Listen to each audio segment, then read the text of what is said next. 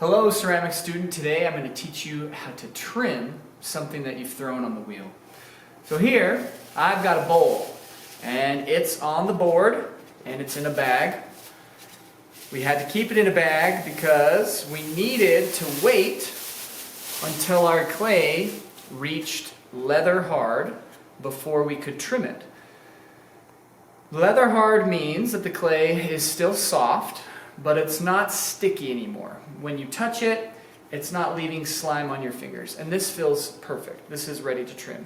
That might take until the next class period, maybe 2 class periods, or maybe over a weekend. It just depends. It depends on how thick your clay is. There's a few different factors, how much water was in there.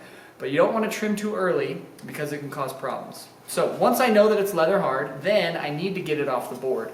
So what I like to do, well, you definitely don't want to just grab it and tear it off, or you might tear a hole in the bottom of your pot. So what I like to do is I'll take the board and I'll grab it by the corner, and I'll put the other corner into my apron, and I'll put my hand underneath to catch it, and I just try and bend that board a little bit.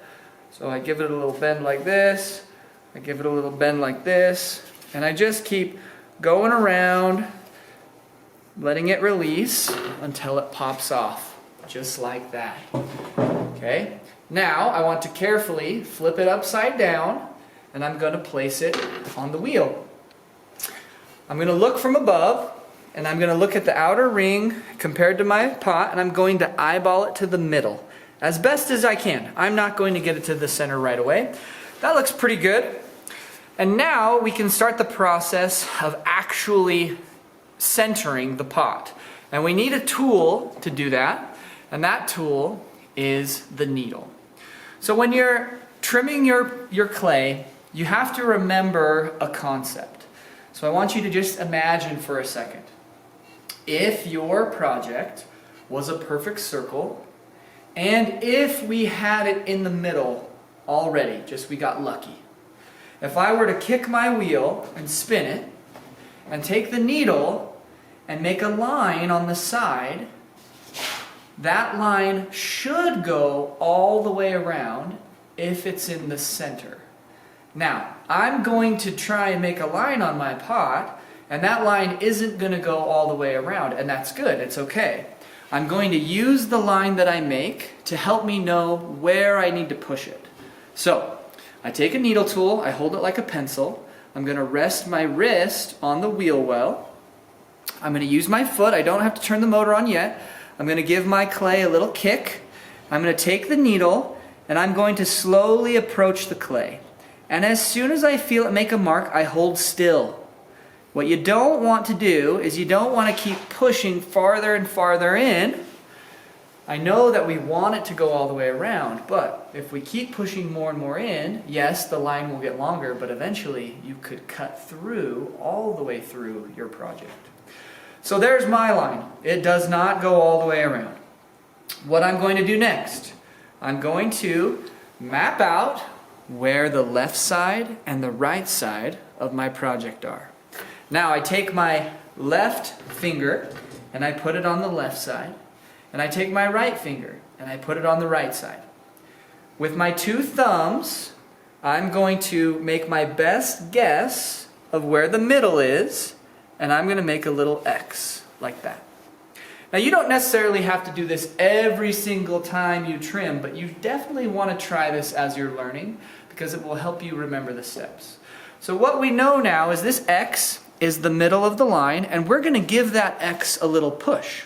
So I turn the line to myself, put my 2 thumbs on my X, and now I'm going to look down here at the bottom of where my clay touches the wheel, and I'm going to push away from my body very gently and a very small amount. 1/4 inch or less. Then I hold my project still and I smooth the line out. If I did it correctly, at the very least, the line now should get a little bit longer because we're closer to the middle. And when I find the middle, the line should go all the way around. So let's see what happens. Give it a little spin. Approach the clay with my needle. As soon as I make a mark, hold still. That line got a lot longer. Still does not go quite all the way around. So the right side of the line, I put my right finger. Left side of the line, I put my left finger. Make my guess of where the middle is. Right here, give it a gentle push away from me. Very small. The longer the line is, the less I need to push because it means I'm closer. Now we'll try it again. Here's number 3. Let's see what happens on this one. Approach the clay with my needle and it goes all the way around. Now it's not perfect, but it's definitely good enough that I'm not going to have any issues trimming. And so I don't want you to think that you need to spend an hour getting it perfect. As long as that line goes all the way around and you're not pushing harder to make it, then you're probably fine. So it's in the middle. I don't want to let it move. If it moves, then I have to start the whole process over again. So I'm going to take a little bit of clay and I'm going to roll out in my hand just a small coil. I'm going to hold my project so it doesn't move at all. And I'm going to put a little bit of clay on one side. I'm going to put a little bit of clay on the other side. I'm going to move it and do the same thing on the other corners so that all 4 parts of this are pinned down. Since I'm doing a bowl, I don't need a very big piece of clay because the bowl is short and wide. If I was doing something tall and skinny, I probably would need some bigger pieces of clay. So now it's pinned down. I'm ready to start trimming.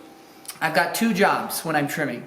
Job number 1, I want to give it a foot so that it has that area that we protect when we're glazing. And then job number 2, I want to finish shaping the side. So I'm going to turn the wheel on now, and students will naturally ask me, how big does the foot need to be? It's a little bit of an artistic decision. What I usually like to do is if I look on this outer edge and I focus on where the middle of the bottom is, okay, here's the outer edge, here's the middle.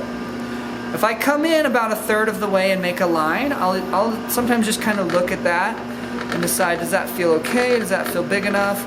That feels okay. I might make it a little bit more narrow, make another little line inside of it, and then I can just use my finger and smooth out the first one. So that's going to become my foot.